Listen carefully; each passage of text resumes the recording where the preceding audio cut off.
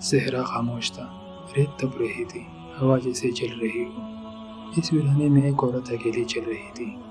زندگی گناہوں میں گزری تھی، لوگ اسے حقارت سے دیکھتے تھے، کوئی اس کے ماضی سے واقف تھا تو کوئی اس کے نام سے نفرت کرتا تھا۔ اچانک وہ رک گئی، سامنے ایک کتا تھا، کمزور، پیاسے نڈال، زبان باہر نکلی ہوئی، آنکھوں میں بے بسی تھی۔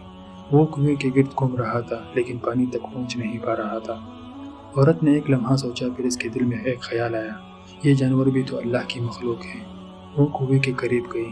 کنواں بہت گہرا تھا، رسی نہیں تھی، ڈول نہیں تھا۔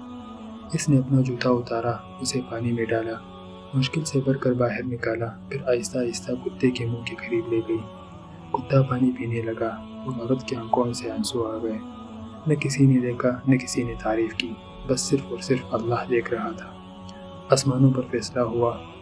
نبی کریم صلی اللہ علیہ وآلہ وسلم فرماتے ہیں، اللہ تعالیٰ نے اس عورت کے اس عمل کو بے حد پسند فرمایا اور اس کے تمام گناہ معاف فرما دیے۔ ایک گھونٹ پانی لیکن دل میں رحم تھا، اور اللہ کے ہاں رحم کبھی ضائع نہیں ہوتا۔